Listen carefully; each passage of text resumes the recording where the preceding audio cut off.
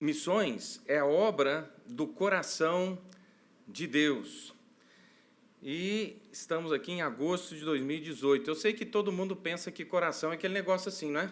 Como é que é? Olha a diferença. Ó. Coração é mais aquilo lá, não isso aqui. Eu não sei quem inventou essa aqui, sabe? Mas coração é até bem, assim, feio, né? Eu acho que deram uma embelezada nele a hora que colocaram ele assim, né?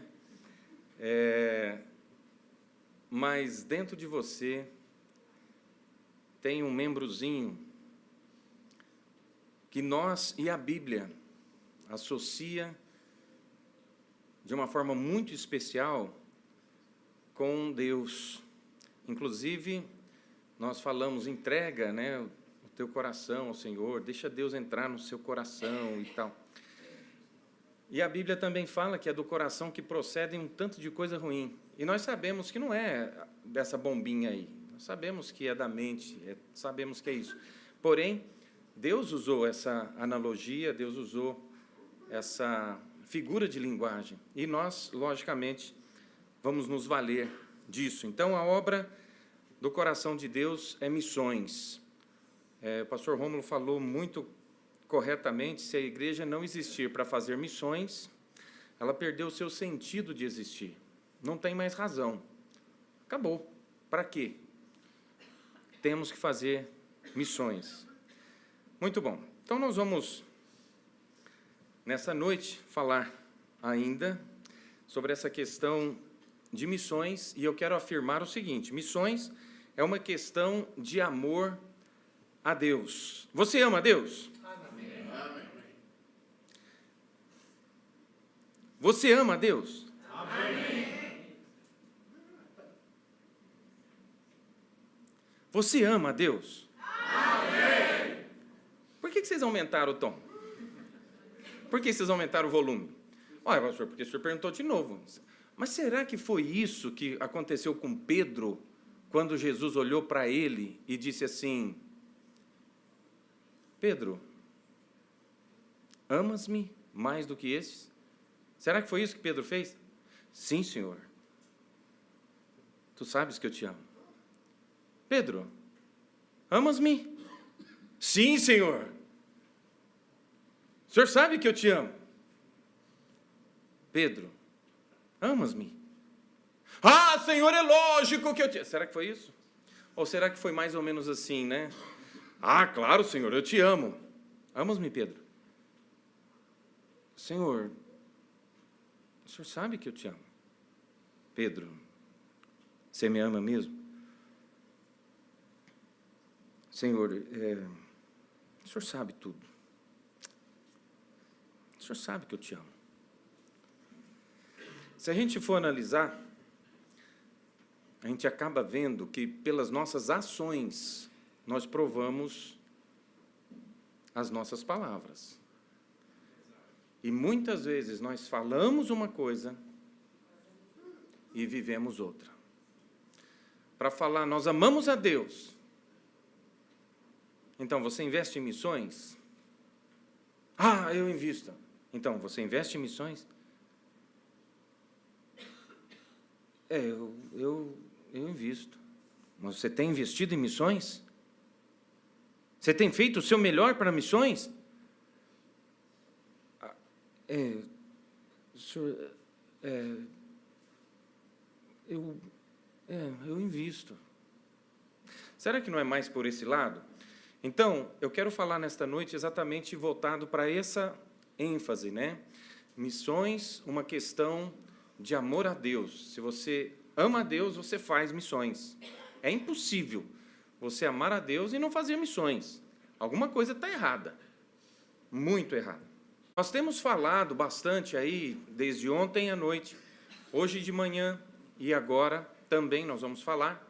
E o pastor Rômulo tem falado já por um mês, preparando os irmãos, inclusive com aquele cartãozinho, desafiando os irmãos para orarem por um valor, para contribuírem, colocarem lá um valor, e depois, então, no final do culto, vai destacar aquele papelzinho, vai colocar na oferta, enfim.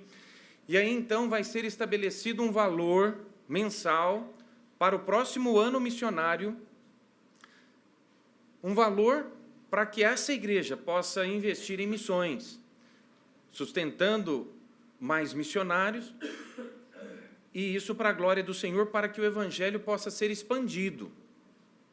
Então, oferta. Lógico que não é a mensagem principal das nossas igrejas batistas. De repente, você está aqui, talvez pela primeira vez, alguma coisa assim, e você vai ser tentado a pensar, aí, ó, esse negócio de igreja só fala de dinheiro. Eu fui lá e aí, ó, falando de dinheiro. É a mesma coisa de todas as outras. Não, é diferente. Essa não é a nossa principal mensagem. Nós não falamos isso todos os cultos. Nós estamos numa conferência missionária. É diferente. Bem diferente. Então, se você veio justamente nesse momento, lógico, você é muito bem-vindo. Mas você vai poder comprovar que num próximo culto, por exemplo, já não vai se tocar nesse assunto. Então, mas por que vai tocar hoje? Justamente hoje, porque eu vim? Não foi necessariamente porque você veio. Mas é porque nós estamos inseridos dentro de um contexto missionário. Então, gostaria só que você compreendesse isso. E, logicamente, é um desafio muito grande para nós o investirmos em missões. Então, por isso, nós estamos falando de oferta. Mas eu gostaria que você lembrasse daquele texto lá das Escrituras Sagradas, aquele que Jesus, no momento da oferta, ele pegou uma oferta e deu a sua oferta. Quantos aqui estão seguindo a Jesus? Quantos estão seguindo a Jesus? Deixa eu ver. E quantos aqui estão seguindo o pastor Rômulo? A Bíblia ensina que a gente deve seguir os nossos pastores, imitar a fé deles. Tá, nós estamos seguindo Jesus, eu entendo.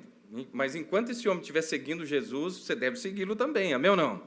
O apóstolo Paulo mesmo falou, sede meus imitadores, como eu também sou de Cristo. Então, não seria errado você seguir o pastor Rômulo de jeito nenhum. Se ele está seguindo a Cristo, pega firme, pega as pegadas dele e vai para frente. Imita a sua fé, isso é importante. Mas nós estamos seguindo Jesus, tudo bem. Ele também está seguindo Jesus. Agora tem um detalhe. Lembra aquele texto? Lembra? Aquele texto que Jesus pegou aquela oferta e deu. Vocês lembram? Quantos lembram daquele texto que Jesus pegou aquela oferta e deu assim, naquele momento lá do ofertório, no momento do culto? Lembra aquela oferta? Lembra aquele texto? Vocês lembram aquele texto que Jesus... Não, mas como assim? Por que vocês estão rindo, olhando para mim desse jeito? A irmã Maria chegou a fazer assim para mim. Que isso, irmã? O que significa isso? Irmão Cleto, faz favor, explica para a igreja, mostra o texto aí na Bíblia, aquele que o senhor já sabe, muitos anos atrás, aquele texto que Jesus pegou uma oferta e deu. Irmão Cleto, o irmão não lembra? Não, mas peraí, como assim? O senhor, com todo respeito, o senhor não é o mais velho crente aqui, mas pelo menos é o mais antigo. Não, estou brincando. Por que eu falei do velho e o antigo? Estou brincando com o irmão Cleto porque eu tenho liberdade, viu? Tá? Porque senão eu não faria isso. Mas eu sei que ele não vai ficar nervoso comigo. Não, nada disso, né? Porque tem crente que é assim, você tem que tomar cuidado. Você fala, que isso? Não volto mais naquela igreja. Tem muita gente assim, é perigoso. Então, eu sei que o irmão Cleto não tem esse perigo, por isso que eu estou brincando com ele. Mas vocês lembram? Aquele texto, parece que teve um irmão lá atrás que levantou a mão, que tem um texto, né? Tem um texto aí que Jesus deu aquela oferta, aquela vez, lembra lá? Ninguém lembra? Ele achou aí? Achou o texto? Está procurando aí.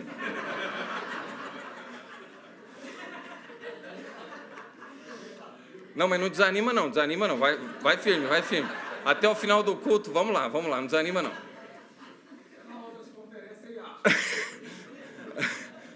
O irmão Marcos não fala assim, que é isso? Pega leve.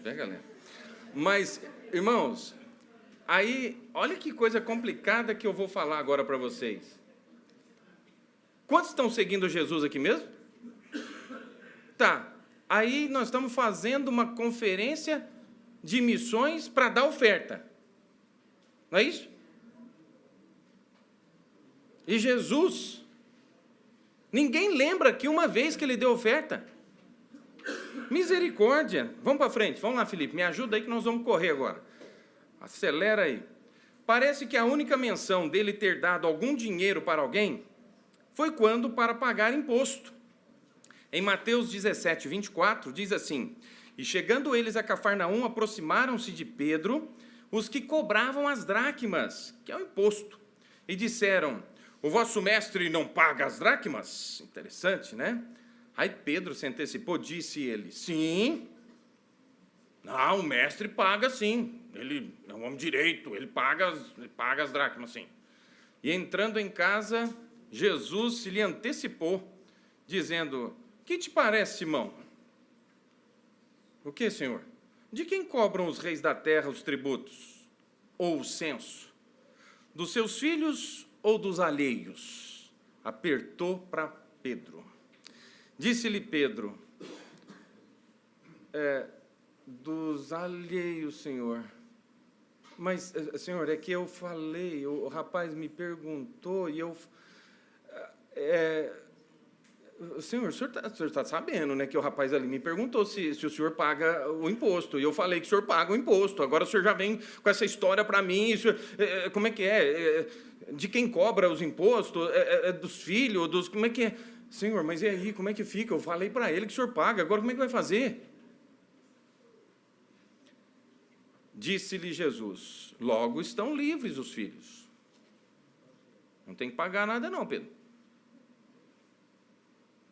Mas, para que os não escandalizemos, obrigado, Senhor. Vai ao mar, lança o anzol, tira o primeiro peixe que subir, e abrindo-lhe a boca encontrarás um estáter. Toma-o e dá-o por mim e por ti. Gente, mas eu acabei de falar que ele paga. Agora eu vou ter que pescar. Interessante. Jesus não tinha poder para pegar qualquer pedrinha ali, transformar no estátua e entregar para Pedro e falar: paga a minha, é a sua? Não, vai lá. Trabalhar primeiro, meu filho. Sabe aquela história de que está nervoso, vai pescar? Não é muito assim não, né? Olha aí, está nervoso, olha como é que vai. Vai pescar quando está precisando servir ao Senhor, né? Pescar homens. Mas vamos lá. Jesus, ele poderia ter feito o dinheiro aparecer do nada, mas não o fez. Ele quis exercitar a fé de Pedro, como ele quer fazer conosco também hoje. Quer ver? Quantos aqui acreditam que Deus supre todas as nossas necessidades? Quantos acreditam nisso? Amém. Então, você vai exercitar isso hoje. Você vai colocar naquele papel, você vai escrever pela fé uma oferta ali, crendo que Deus vai suprir. Pedro antecipou, o mestre paga. Então vai lá, Pedro, pesca primeiro. A hora que você pegar o peixe, o primeiro peixe que você pegar, você vai encontrar ali. Pastor, não tem fé para isso. Então, mas deveria ter. É fácil a gente olhar para Pedro, depois de tudo ter ocorrido, e sabido que realmente ele pegou um peixe, que realmente ele encontrou o estátua, que realmente tudo aconteceu, é fácil a gente falar assim: se Jesus tivesse falado comigo, eu ia. Ele está falando com você hoje. Pega aquele papelzinho, escreva lá um valor, que eu vou tocar no seu coração, e entrega. E eu vou suprir. Senhor, é assim. Crês tu nisso? Avançando. De fato, Jesus Cristo, ele deu.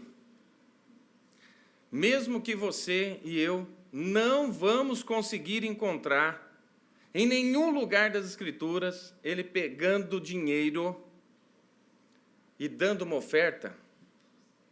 Aí, de repente, você fala: olha, pastor, Jesus não deu oferta não, é? Não. Ué, então por que o senhor quer que a gente dá? Eu estou seguindo Jesus. Se ele não deu, eu também não vou dar. Beleza? Então, dê a oferta como Jesus deu. Aí você está liberado de dar promessa de fé. Topa?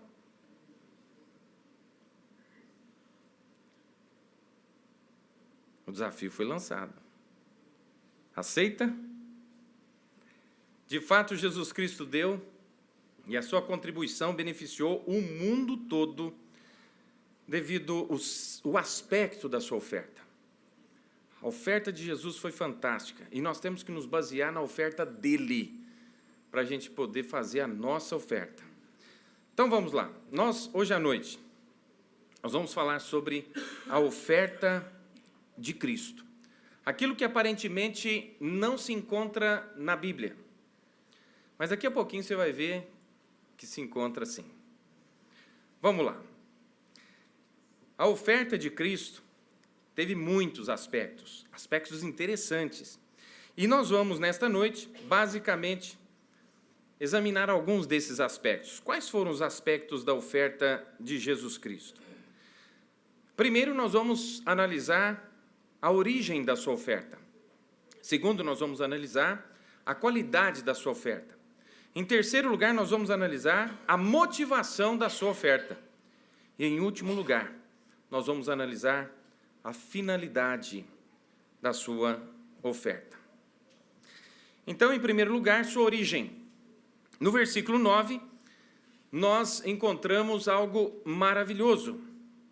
A origem da oferta do Senhor Jesus Cristo foi a graça de Deus. Foi a graça que motivou o Senhor Jesus Cristo a dar-se a si mesmo. Graça é uma palavra que nós traduzimos de uma forma bem simplória como favor imerecido. Mas graça é muito mais que isso. Vamos tentar exercitar só um pouquinho as nossas mentes dentro dessa área da graça. Tá. Quem tem um carro aqui fora? Quem tem um carro ali? Deixa eu ver. Então tá, todo mundo tem um carro ali? Então vamos pensar. Vou pegar o irmão Geraldo dessa vez. Eu ia falar o irmão Cleto de novo, mas depois ele ia se achar, né? Falar, pô, o pastor só fala de mim. Então, o senhor dá licença um pouquinho, eu vou falar do irmão Geraldo também. Tá? Obrigado. Então, o irmão Geraldo está com o carro ali fora.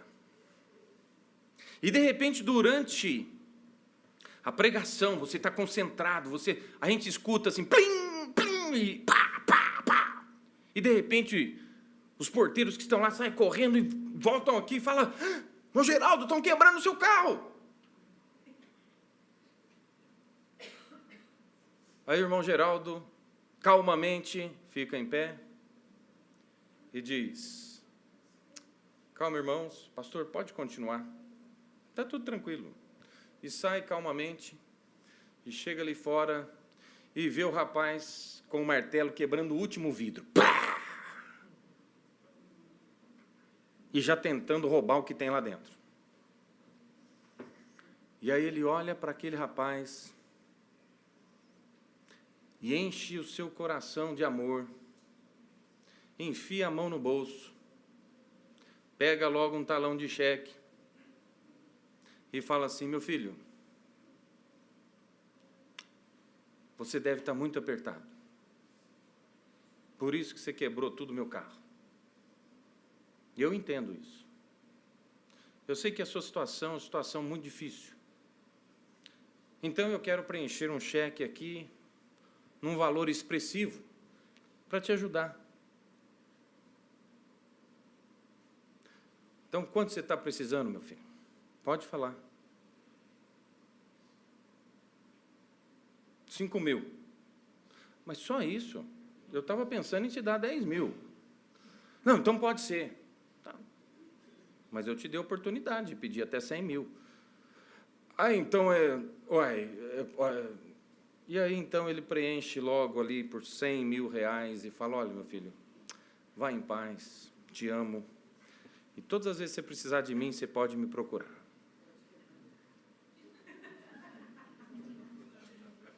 Você acha que essa historinha que eu criei, que em algum lugar na vida, no mundo, ou em algum lugar na história da humanidade, seria possível acontecer? Jamais. A irmã falou jamais. Que convicção, hein? Jamais. Por isso que eu quis usar o irmão Geraldo, porque eu sabia que se eu usasse o irmão Cleto, ele ia falar, é isso que eu ia fazer, pastor.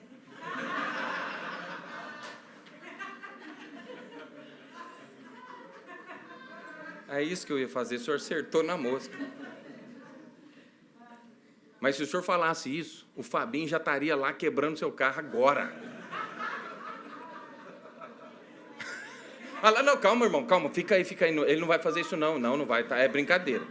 É brincadeira, irmão, calma, muita calma nessa hora, calma. Agora o que acontece é o seguinte.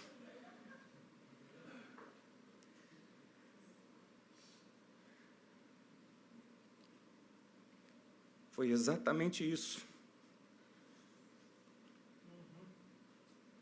que deu origem à oferta de Jesus. A graça. Quem estava quebrando o carro lá éramos nós. Quem estava arrebentando com tudo éramos nós. Quem entristeceu a Deus fomos nós. Quem desobedeceu a Deus fomos nós. E Ele olhou para a gente e falou assim, eu te amo. Amém. Você é muito importante para mim. E eu estou disposto a te dar a vida eterna. Eu sei que você não merece. Mas eu te amo.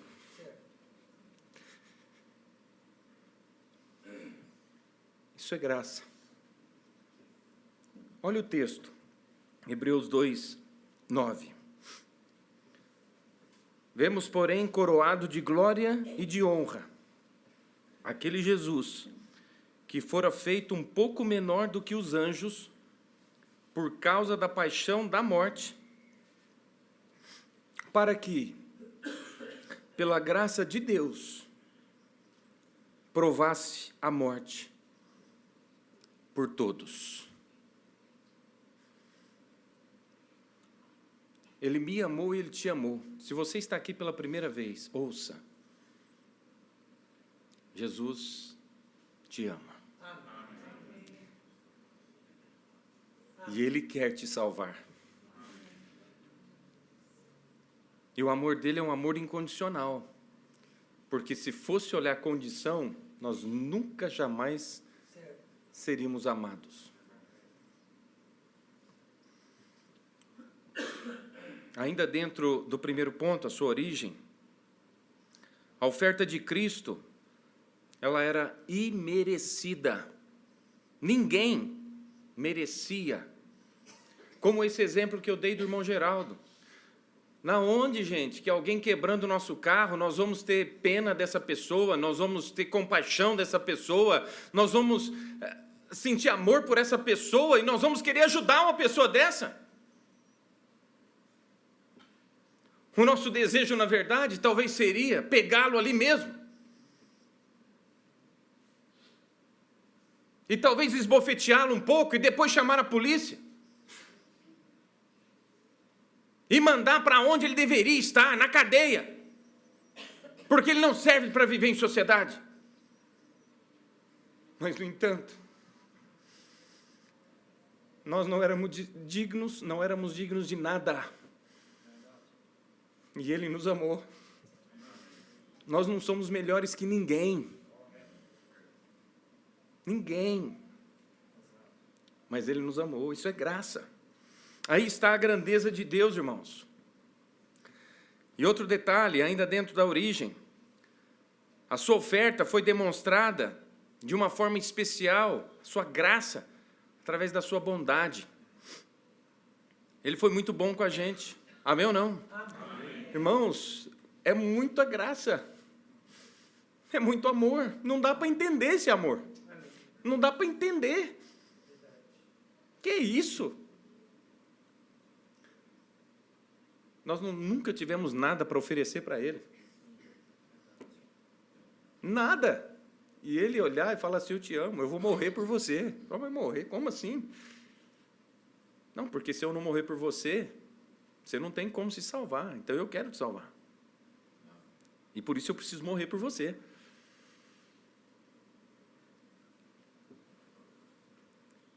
A oferta de Cristo deve também nortear as nossas ofertas. Quando formos ofertar para o Senhor, a origem dessa oferta tem que ser a graça. Você não pode dar só simplesmente porque, coitado dos missionários, vamos ajudar, coitadinhos. Não. Lembra que a oferta de Cristo teve a sua origem na graça de Deus. Em Efésios 2:7 diz, para demonstrar nos séculos vindouros as abundantes riquezas da sua graça, pela sua benignidade para conosco em Cristo Jesus. Esse texto foi escrito alguns séculos atrás. E hoje, alguns séculos depois, nós ainda estamos vendo o resultado dessa graça. E nos séculos vindouros, nós ainda estamos vendo a graça do Senhor, salvando vidas, transformando lares, restaurando, pela graça. É impressionante, mas ainda dentro da origem, nós sabemos que a oferta foi dada a nós, miseráveis pecadores. Mais um detalhe, tudo por causa da bondade dele. Não por causa da nossa bondade, nem por causa das nossas obras. Amém? Então, a origem da oferta de Jesus, nós já vimos que a oferta dele, a origem foi a graça de Deus. A oferta de hoje à noite que você vai preencher o cartão, a origem tem que ser a graça de Deus, senão você não vai dar corretamente. Você vai dar de uma forma errada. Talvez alguns vão querer dar para desencargo de consciência. Eu vou dar, porque senão vai ficar chato, né? O pastor vai ver que eu não dei nada, não, vai ficar ruim. Eu vou dar aqui qualquer coisinha aqui. Ore para que a sua oferta tenha origem na graça. Aí você vai ofertar corretamente. Vamos para o segundo, então. O segundo aspecto da oferta de Cristo é a sua qualidade. Então, nós queremos ainda dentro do versículo 9 ressaltar isso.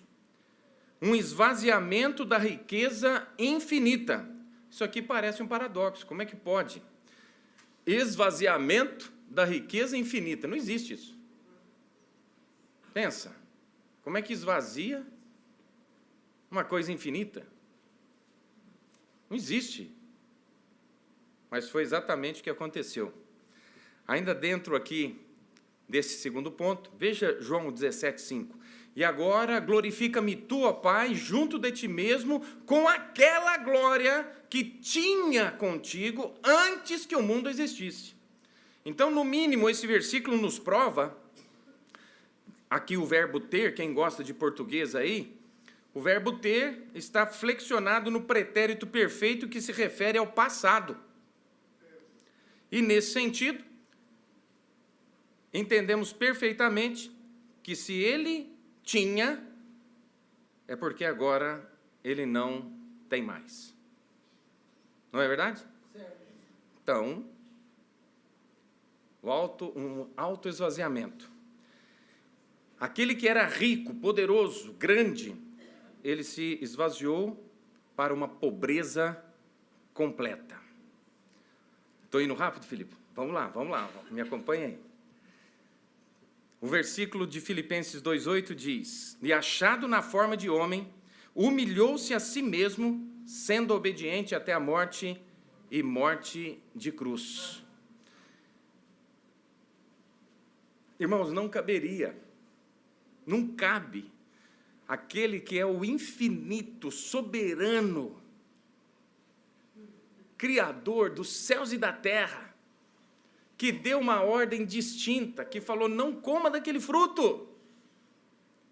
E as pessoas foram e desobedeceram, e ele falou, eu te amo, mesmo assim. Só que não tem jeito mais de você vir para o meu céu, porque você é desobediente. Você pecou. Mas eu te amo e vou providenciar um meio. Eu vou te dar uma oferta. Uma oferta para que você possa vir para o meu céu. Só que essa oferta vai me custar muito caro. Nós, ao analisarmos tudo que Deus fez, o autoesvaziamento dele, foi algo tão grande, tão profundo, inexplicável, que ele fez algo que jamais poderíamos pensar que alguém seria capaz. O Deus soberano, Criador dos céus e da terra, se autoesvaziando por amar a mim e a você. E aí tem gente que ainda fala assim, não, Deus não manda ninguém para o inferno. Realmente, ele não manda, você vai porque quer, porque ele já fez tudo. Mas em Filipenses 2,8 diz, e achado na forma de homem, humilhou-se a si mesmo, sendo obediente até a morte e morte de cruz. Ele se humilhou. Quando nós formos dar a nossa oferta, tem que nos custar alguma coisa. Se humilhou, pois ele deixou tudo o que ele tinha. Se você der uma oferta para missões que não te custe nada, está sobrando aqui. Bem, quanto que a gente vai dar para missões? Quanto está sobrando? Está sobrando R$100. Dá os R$100. Não foi isso que Deus fez. A oferta de Jesus não foi assim. Custou muito. E quando a gente fala de graça, e eu mencionava sobre o convite do pastor Rômulo, os pais e tal, eu estou achando que vai ser de graça, pastor, isso aí. Então vai ter gente, vai ter. Porque se falar assim, é R$20 por pessoa, vai, R$20? É impressionante como pessoas acham qualquer R$10 caro. Mas para ir na Cochila dos Pampas e pagar, quanto que está hoje à noite o casal ali? É barato, não é? Barato, rapaz, sei lá, né? O Marcos já tinha convidado a irmã para ir lá hoje à noite, agora ficou sem graça, porque eu descobri, né? R$100. Interessante que tudo que é para fora, a gente acha barato. Tudo que é para dentro da igreja, a gente acha caro. Você sabe de onde que veio essa cultura? De uma má compreensão da graça de Deus. Como assim? Olha, se a minha salvação é de graça, por que eu devo pagar por alguma coisa? O que você se esquece é que foi de graça para você, mas foi pago um alto preço. E você sabe por que foi de graça para você? É igual aqueles aparelhinhos que você ganha do SUS, que o governo paga. Sabe por que você recebe de graça? Porque o governo entende que você não tem condições de pagar. Então você entra numa fila de espera e você vai ganhar aquela prótese, você vai ganhar aquele aparelho de graça. Mas eu te pergunto, aquele aparelho não custou nada? Aquele aparelho custou muito. Mas você recebeu de graça. Por que você recebeu de graça? Porque você não tinha condições de pagar. Então, por que Jesus nos dá a salvação de graça? Porque você nunca teria condições de pagar. Só por causa disso. Porque se você tivesse como pagar, ele falou, então, você tem que pagar tanto. Mas ele falou, não, eu vou morrer por você, porque não tem jeito de você se salvar. É impossível. Só tem esse jeito. Eu vou pagar esse preço. Porque você é incapaz. E eu te amo. Foi de graça, para nós, mas para ele custou tudo. Lembre-se disso, antes de querer todas as coisas de graça. Ele se humilhou, pois deixou tudo que tinha. Vamos correr de novo, Felipe, vamos lá. Para se tornar como um servo obediente. Então, vimos a sua origem. Qual foi a origem da oferta de Jesus? A graça de Deus. Nós vimos também a qualidade. Qual foi a qualidade da oferta de Jesus? Um autoesvaziamento, um esvaziamento. Vamos no terceiro aspecto agora. Em terceiro lugar, vamos ver sua motivação. O que motivou a oferta de Jesus? Por amor de vós. Ali nós colocamos esse coração pulsando, porque até hoje esse coração está pulsando por amor de vós. E eu quis colocar esse coraçãozinho, embora os apaixonados façam esse coração, né? Mas interessante. Ali, eu gostei, né, Pedro? Como é que é, Pedro? Vai lá, faz para... Eu gostei. Você não fez para mim, não? Foi? Ah, eu também, ó, para você, ó. Pronto. Nos comunicamos agora. Por amor. Você vai dar a sua oferta hoje à noite? Por qual motivação? Ah, pastor, veio o senhor lá de Franca pregar aqui. Nossa, vixe, vamos dar alguma coisa, né? Motivação errada. Ah, mas o pastor fica aí falando, faz um mês que ele está falando. Vamos dar, né? Porque fazer o quê? Senão vai continuar falando. Então, motivação, fechar a boca do pastor. Vamos dar, porque senão a gente não fecha a boca dele. Fica nesse negócio aí, tem que demonstrar amor, tem que dar, não aguento isso mais. Dá logo aí, bem. Fecha a boca desse pastor, né? Vamos ver se ele tem mais alguma coisa para pregar. Motivação errada. Motivação errada. Já sei. Coitado dos missionários, tadinho. Motivação errada. A motivação certa é um verdadeiro amor pelas almas perdidas. Qual foi a última vez que você chorou por uma alma?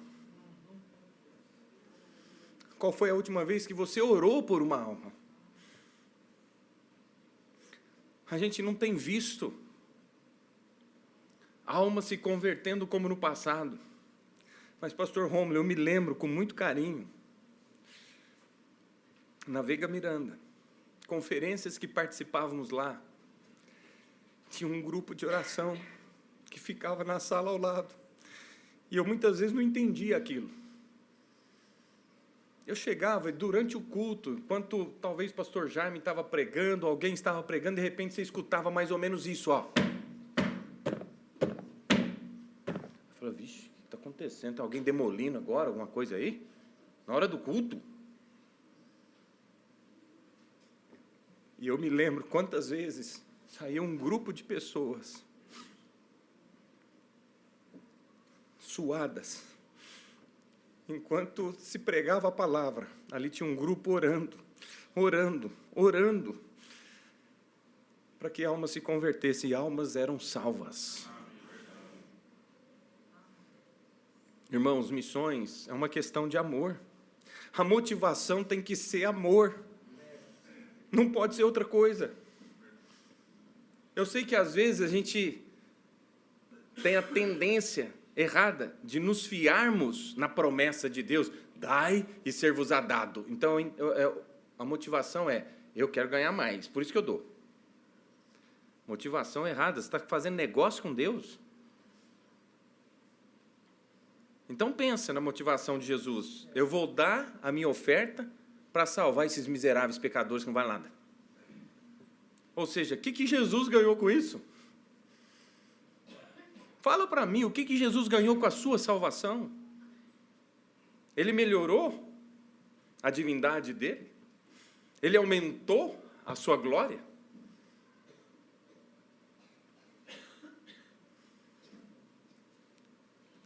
Mas ele abençoou e transformou a sua vida. Se vamos dar nós temos que ter a motivação certa. Amor, por amor de vós. Ainda dentro desse ponto, Romanos 5,8 diz, mas Deus prova o seu amor para conosco, em que Cristo morreu por nós, sendo nós ainda pecadores. Se ele só falasse assim, eu te amo, não precisava provar nada. Se ele só falasse, eu te amo, tá bom. Deus falou que nos ama, tá bom. Só que ele falou assim, olha, eu amo e eu vou provar.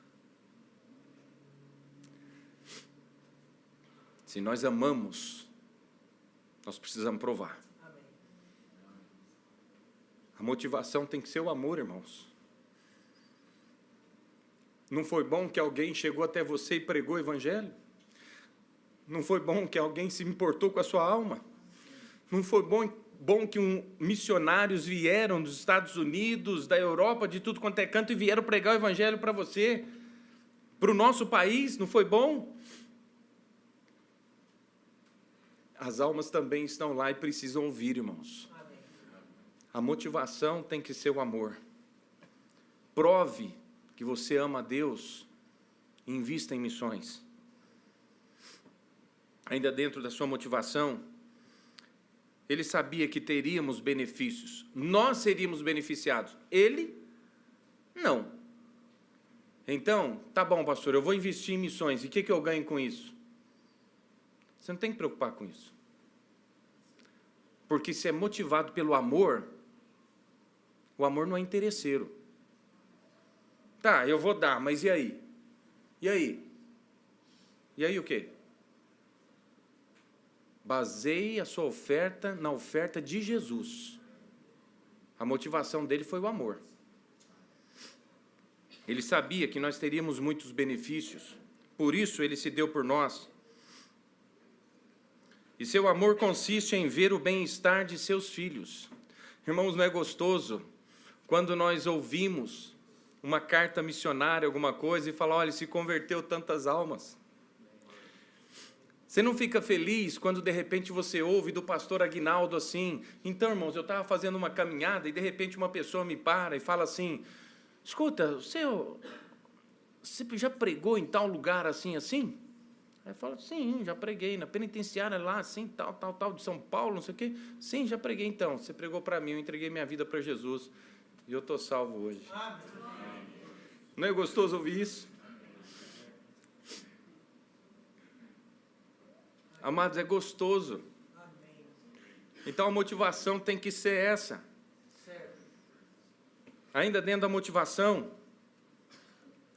não era só o meu benefício que ele estava pensando, mas ele estava pensando no benefício de todo mundo. Nós não sabemos, de repente a gente fala, nossa igreja hoje aqui está sustentando 8 obras missionárias.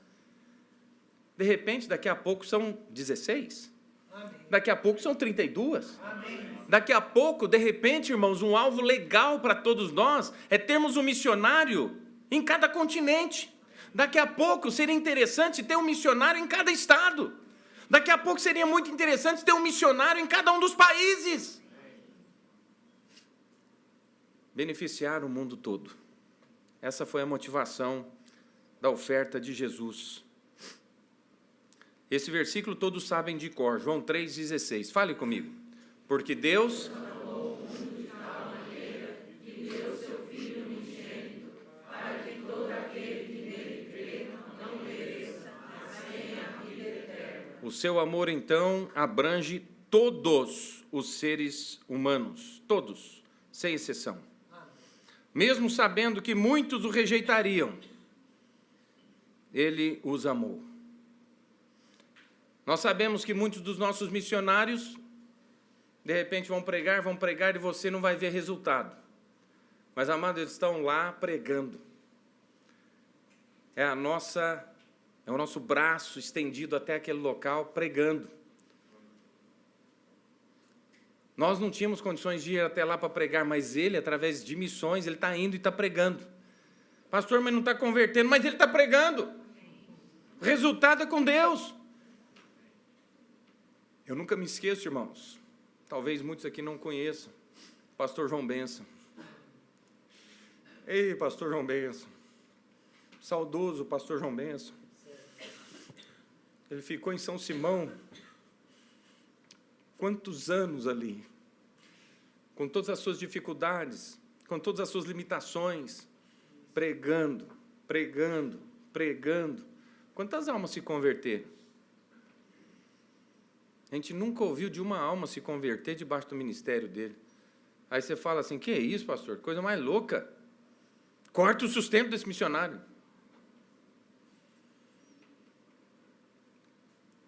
Aquele irmão se tornou um motivo de alegria e desafio para qualquer missionário. A persistência, a motivação não era o resultado, mas era o amor de Deus derramado no seu coração. Ele estava no lugar que Deus queria, fazendo a obra que Deus queria, e Deus vai dar o resultado. E eu tenho certeza que hoje, lá na glória, com certeza, ele está lá com Jesus, missão cumprida. Combati um bom combate, acabei a carreira, guardei a fé. Diferente de muitos que desanimam, que desistem, que retrocedem. Eu nunca ouvi falar que ele estava desanimado, eu vou sair daqui. Mas sempre falava, pastor, e aí, como é que está? Está indo bem. E você ficava até sem graça de perguntar quantas almas, quantas pessoas. Não tinha ninguém. Aí você fala, que isso? Como é que o homem aguenta isso? É porque ele estava sendo motivado pela motivação correta, o amor. Então, nós vimos a sua origem, nós vimos a sua qualidade e também nós vimos a sua motivação. E vamos encerrar, então, vendo o último aspecto da oferta de Cristo. Sua finalidade. Qual era a finalidade da oferta de Cristo? A troca da nossa miséria total. Ele olhava para a gente, ele sabia que nós éramos miseráveis. O apóstolo Paulo chegou ao ponto de escrever em Romanos 7, 24, o seguinte, miserável homem que eu sou. Toda vez que eu leio esse texto, eu falo assim, mas peraí, se ele era miserável, eu sou o quê? A gente olha para a vida do apóstolo Paulo, um homem de Deus consagrado, santificado, não tem nem como, quer dizer, eu não sou digno nem de ir baixando, desatar as sandálias dos pés dele, e ele é um miserável. Ah, ele é um miserável, então eu sou o quê? Eu achei isso meio complicado, porque ele tirou o nosso chão, ué. Sobrou o quê para nós? Mas ele tinha a compreensão certa. Ainda dentro da sua finalidade, nós vemos aí eu e você perdidos em nossos pecados, separados de Deus, completamente destituídos, separados por completo da graça, e ele ainda assim sabia que ele poderia trocar a nossa miséria por sua riqueza celestial. Irmãos, não é gostoso saber que nós temos irmãos, de repente, como eu disse hoje de manhã, lá em Rancagua, no Chile, nossa igreja participa do sustento lá desse pastor Jomar.